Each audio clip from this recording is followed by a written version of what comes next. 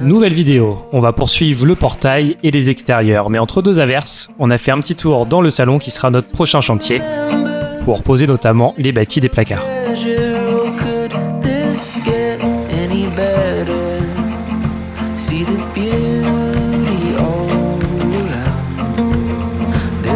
On avait stocké tout un tas de matériaux ici sur l'espace qui sera notre futur parking.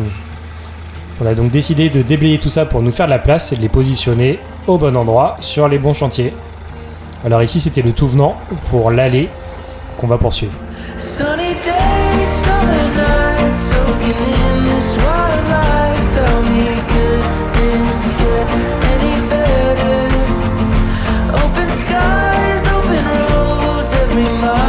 Et non, c'est pas une illusion d'optique, ce n'est pas Audrey mais bien sa sœur et son beau-frère qui sont venus nous aider un bon coup de main.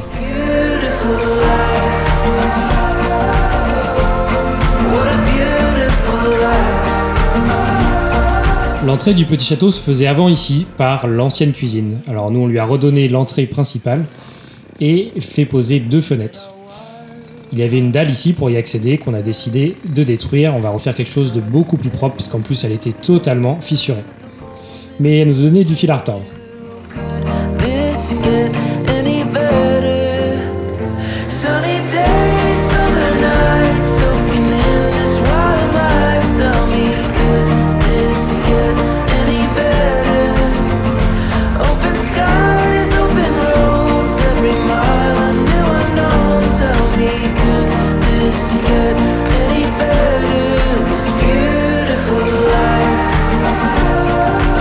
Toujours très heureux d'avoir notre mini pelle sous la main, parce que mine de rien ça faisait quand même quelques gravats. Alors on gratte tout, on charge tout dans la remorque et direction la déchetterie.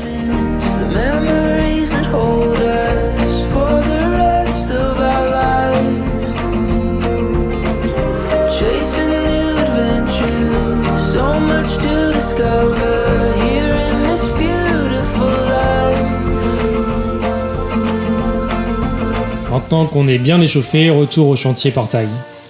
Alors il va falloir installer les moteurs qui seront des moteurs encastrés pour respecter le bâtiment et le portail en lui-même. Mais il fallait élargir un petit peu les piliers. Un coup de lapidaire, un coup de marteau-piqueur et c'est chose faite.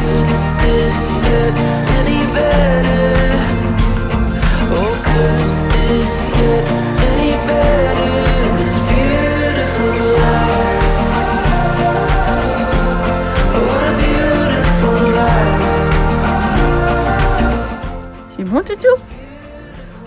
C'est bon? Oh oui.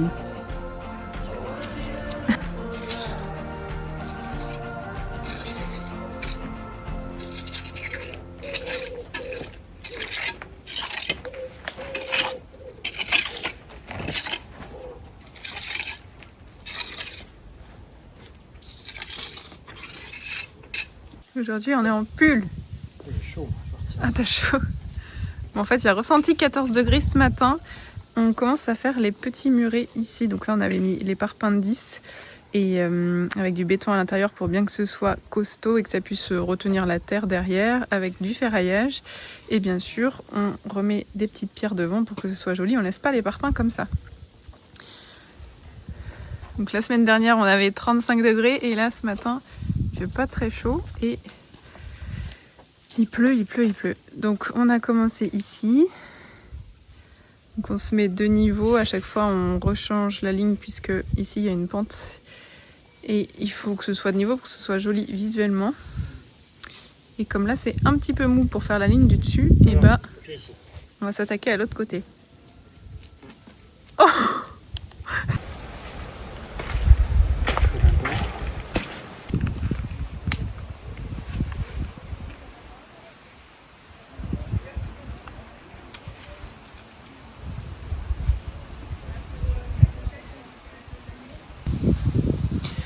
On a dû mettre le Barnum initialement, pas pour le soleil. Bon là il fait chaud, mais c'est parce qu'on a des grosses averses. Et on mettait plein de boue en allant récupérer les pierres, puisque je vais les chercher un peu partout. En témoigne l'état de la bâche là qui est pleine de terre. Voilà, on a bientôt fini ce petit muret là de ce côté là. Après il faudra faire pareil de l'autre côté.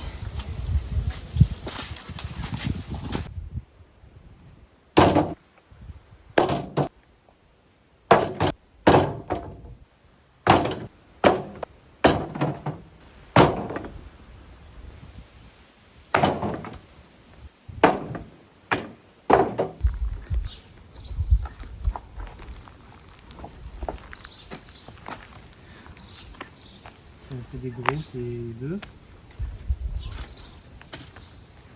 Là, j'ai pris des pierres pour faire une rangée un peu plus fine au-dessus, pour casser un peu le côté gros et après.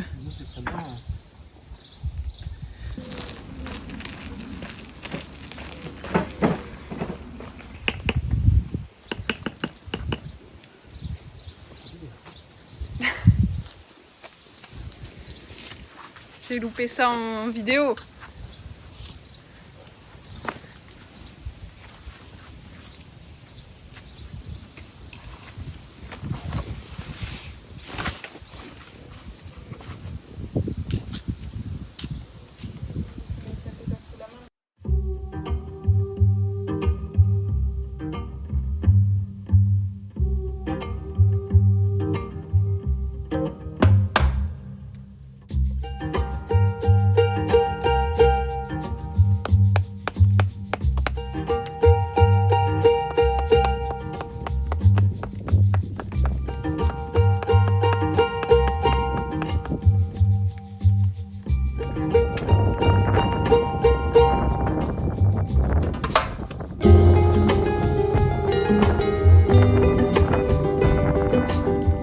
Les deux vantaux du portail avaient déjà été modifiés au niveau de la hauteur, ce qui fait qu'ils avaient rebouché les piliers avec du ciment, et puis on avait l'endroit où était mis l'ancien crochet, où c'était rouillé, et donc la rouille avait fait exploser les pierres.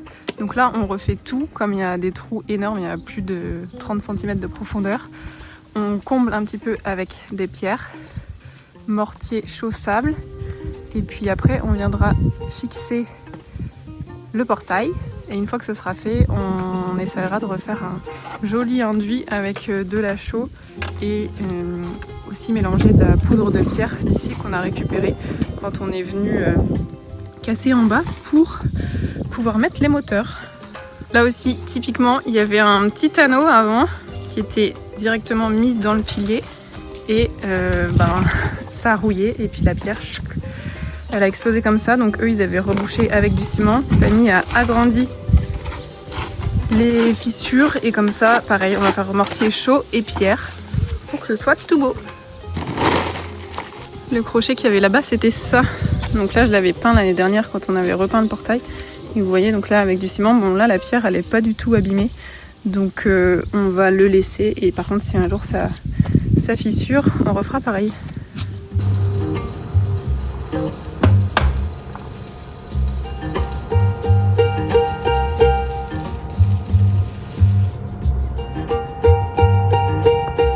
Étape tant attendue, le remontage du portail. Alors c'est plein de petites étapes, et il fallait commencer par ressouder des rotules, des roulements sur le haut du portail pour venir ensuite les encastrer dans le pilier. C'est un petit peu technique, on dirait pas comme ça, mais le ventail est quand même très très haut.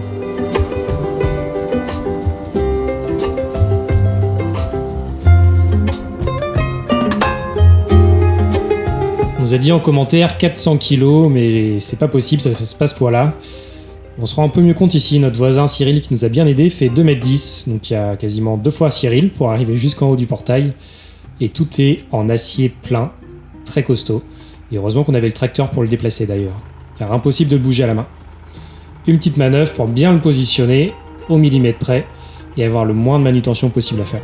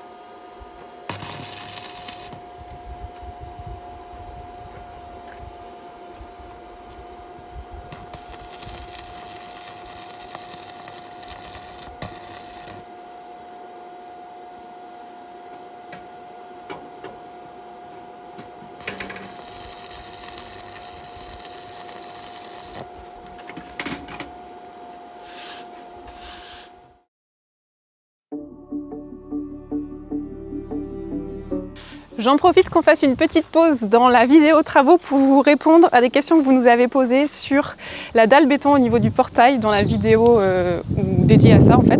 Vous avez été hyper nombreux à nous demander pourquoi est-ce qu'on n'avait pas fait venir une toupie puisqu'on s'est vraiment acharné à faire ça à la main, c'était dur, il faisait très chaud, c'était en pleine canicule. Heureusement on avait mon papa et un voisin qui est venu nous aider par gentillesse, c'était vraiment top. Alors au tout début on avait décidé de faire venir une toupie. Puisque vous savez, on a toujours fait les dalles à la main, que ce soit pour la terrasse, la maison, à cause d'un problème d'accessibilité. Là, on s'est dit impeccable, ça tombe au niveau du portail, hyper pratique, on fait couler et on sera tranquille. Sauf qu'on voulait poser nos pavés directement sur la dalle béton pour qu'ils soient bien scellés. Et donc on s'est dit, si on fait venir la toupie, que tout est tiré d'un coup, on n'aura pas le temps avec la chaleur de poser les pavés, ça aura déjà tiré et on ne pourra pas poser les 1500 pavés qu'il y avait à poser.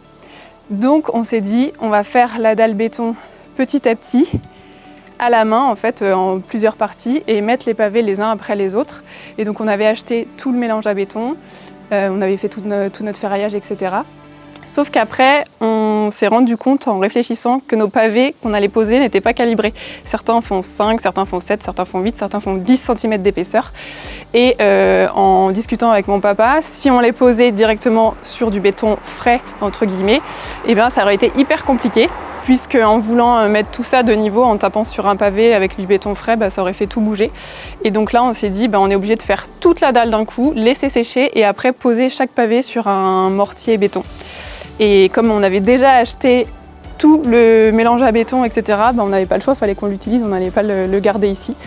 Et voilà, c'est pour ça qu'on a fait comme ça. Mais on aurait réfléchi un peu mieux avant, on aurait fait faire venir une toupie pour tout couler et après on aurait fait notre mortier et effectivement ça aurait été beaucoup plus. Donc effectivement on s'est bien fait suer à faire notre dalle béton cet été en pleine canicule par 30-35 degrés, mais on a réussi et on a partagé tout ça aussi sur Instagram et quand Oli a vu ça, ils nous ont écrit pour nous dire qu'il fallait bien penser à s'hydrater et ils nous ont envoyé leurs produits pour qu'on puisse tester. Si vous ne connaissez pas encore Oli, c'est normal puisque c'est une jeune marque allemande qui veut repenser toutes les boissons du quotidien.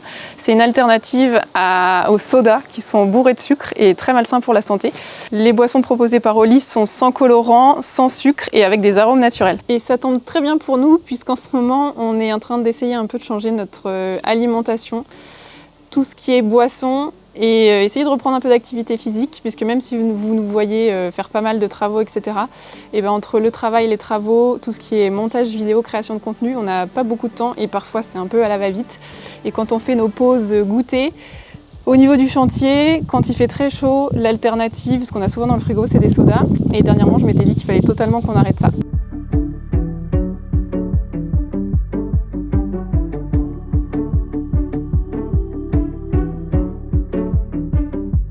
C'est assez pratique parce que ça se présente sous forme de poudre comme ça. Là, on a plusieurs tests. Il y a Oli Ice Tea, Milkshake, Énergie et Hydratation. Il suffit juste de prendre la poudre et ça se dilue dans l'eau.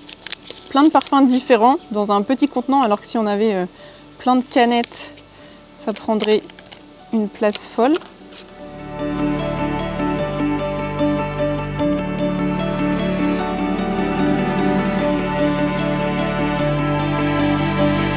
Là, c'est le Oli Energy Mangue Passion Ananas.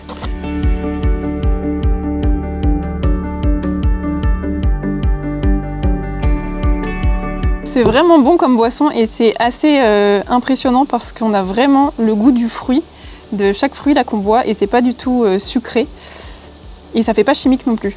On a fait goûter ça à plusieurs personnes et tout le monde a le même retour dessus et chacun a ses petites préférences de goût aussi. Là, on vous a montré le Mangue Passion Ananas, mais moi, mon parfum préféré, c'est celui-là. C'est le Apple Alligator, donc c'est à la pomme, tout simplement. Et il est tout doux et fruité. C'est pratique avec les gourdes et on utilise ça, donc nous, sur le chantier, mais on peut aussi emmener ça au travail. Moi, ça, par exemple, c'est ma gourde pour le travail maintenant, puisqu'au cabinet, je ne m'hydrate jamais et je finis mes journées avec des maux de tête horribles. Comme on vous l'a dit, il y a plusieurs types de boissons. Donc Ice Tea, il y a le milkshake, c'est un peu plus gourmand. Oli Énergie, si on a besoin de boost sur le chantier ou au boulot. Et Oli Hydratation aussi. Donc on vous invite vivement à les tester si vous ne connaissez pas. Et c'est une chouette alternative en tout cas à tout ce qui est boisson hyper sucrée et très malsaine. On a 2 codes promo qu'on vous laisse en description, donc n'hésitez pas à les utiliser. Et faites-nous votre retour aussi si vous testez ou si vous connaissez déjà et que vous appréciez.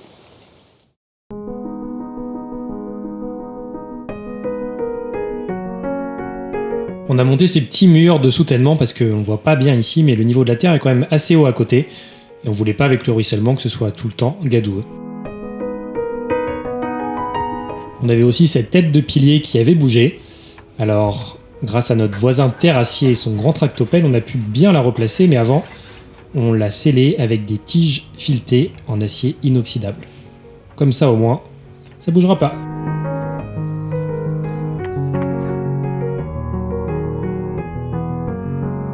Et parmi les petites tâches à faire, on avait fait venir une livraison de ferme à sel, car c'est beaucoup plus facile de se faire livrer quand tout est sec. 25 plaques de 40 kg à rentrer à la main pour bien finir la journée. Mais au moins on sera prêt pour le chantier, à l'intérieur le moment venu.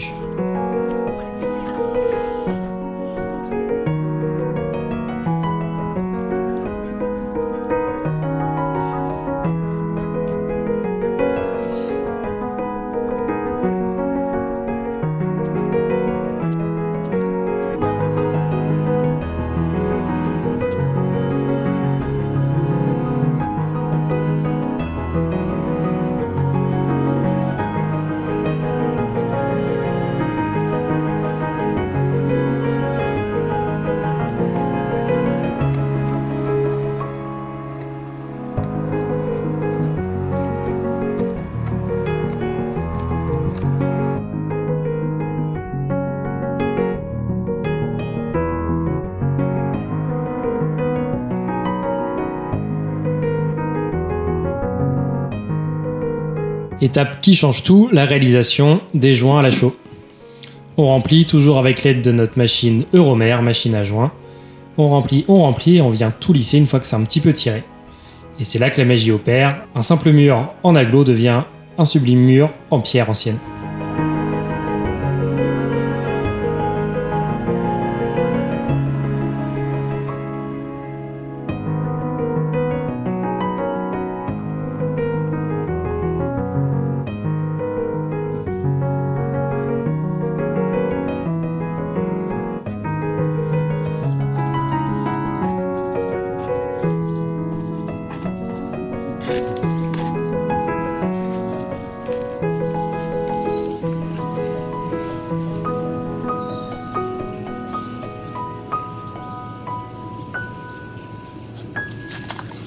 À la limite, il aurait fallu carrément enlever la buse et faire directement en haut. Tu veux que je mette plus vite peut-être? Parce que là, t'as des gros trous toi à faire. On en profite d'avoir ressorti la machine là pour faire ça sur les petits murets avant d'après pouvoir s'attaquer à la façade de la maison ici et puis le mur du parking dans quelques semaines.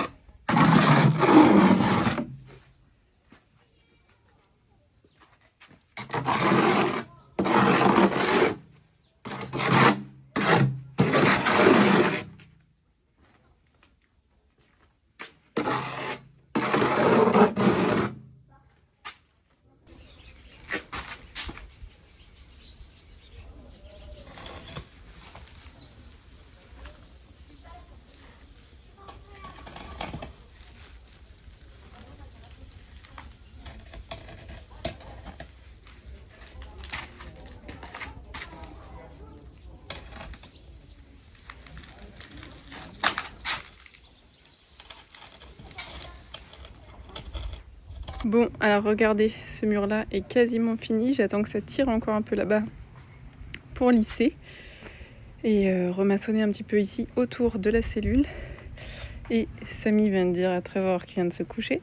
Bon, bah moi j'ai fini. Maintenant, on va attendre les mains de maîtresse et la magie va opérer. Voilà son mur. Il a tout balancé le mortier qu'il avait fait trop liquide comme ça. Il n'a pas voulu attendre que ça tire alors que je lui avais dit que je le ferais avec la truelle. On ne voit même plus les pierres.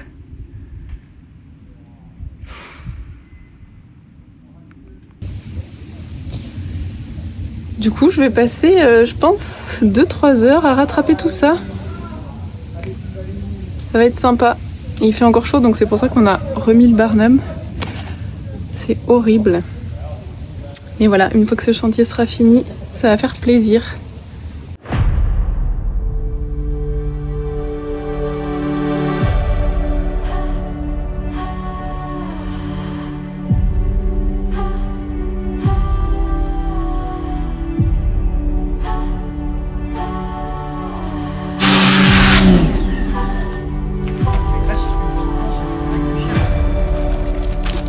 Tu veux que je te souffle?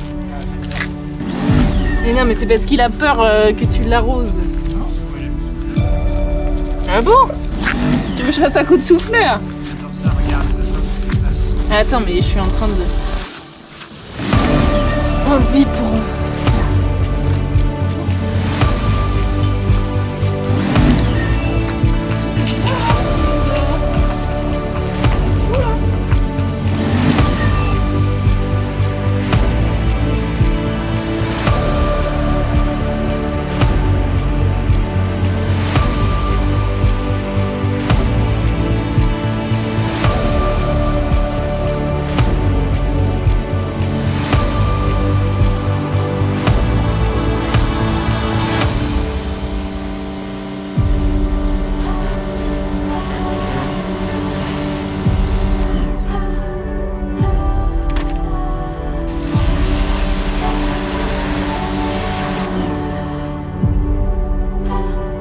Et pendant qu'on passe des heures et des heures sur le chantier portail, la végétation, elle a repris ses droits. Alors petit passage obligé, un petit coup de débroussailleuse, de robot tondeur, pour faire un petit coup de propre quand même.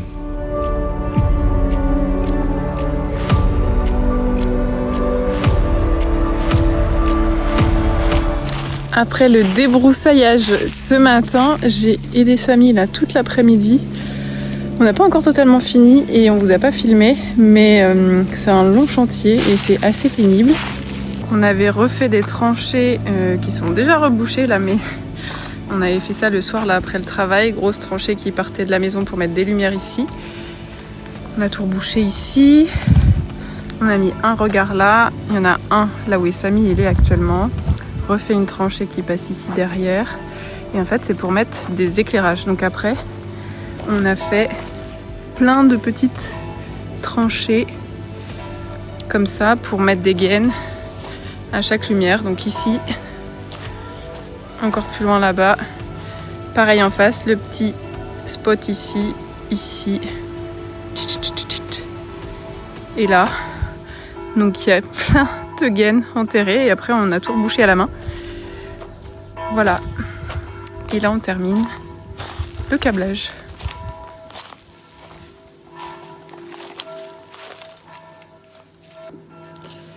Et ici, vous pouvez pas savoir ce que ça nous fait du bien de revoir nos petits murets qu'on avait fait l'an dernier, puisque il y avait des chardons qui avaient poussé jusque plus de la moitié des grilles, on voyait plus rien.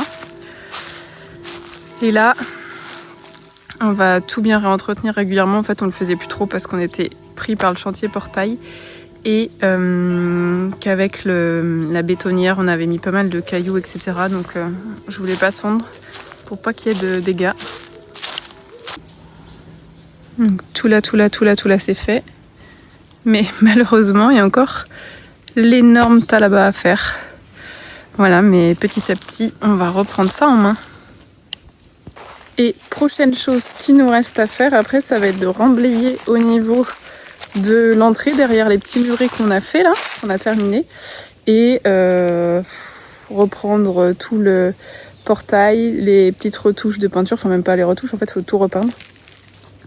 et puis nettoyer tous les pavés de l'entrée.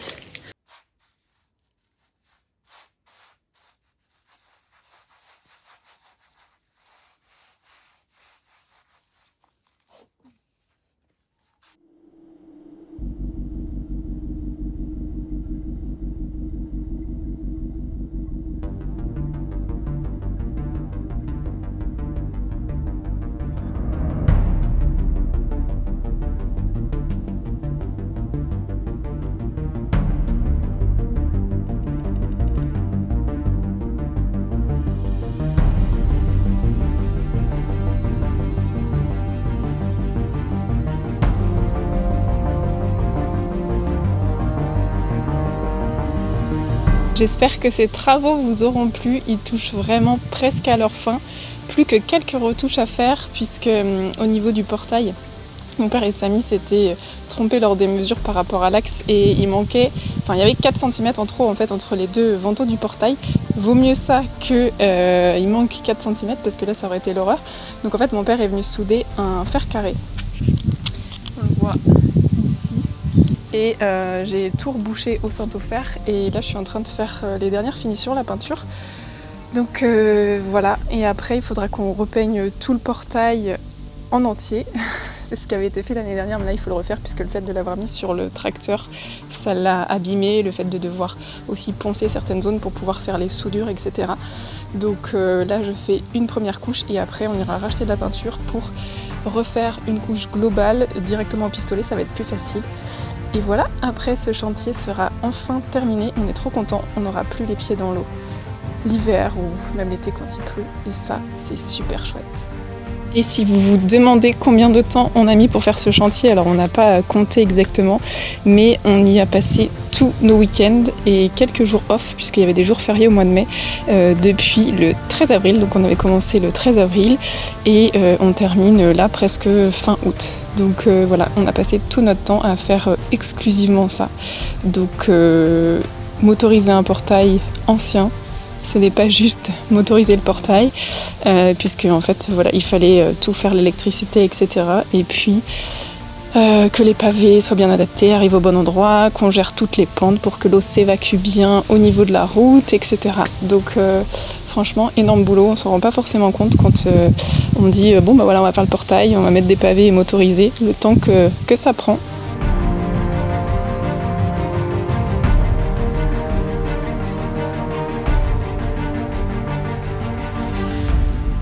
Et voilà le résultat final. On a réussi à retirer un maximum de l'étance, c'est notre petite erreur de joint raté. Ça va, on a quand même réussi à s'en sortir. Les murs sont très jolis, le portail est motorisé. Dans la prochaine vidéo, on vous fera un petit essai d'ouverture pour que vous vous rendiez bien compte de comment ça fonctionne. On est très content du rendu avec la pierre naturelle, du motif, du format, et un bon chantier de réaliser. Le avant-après est quand même assez impressionnant.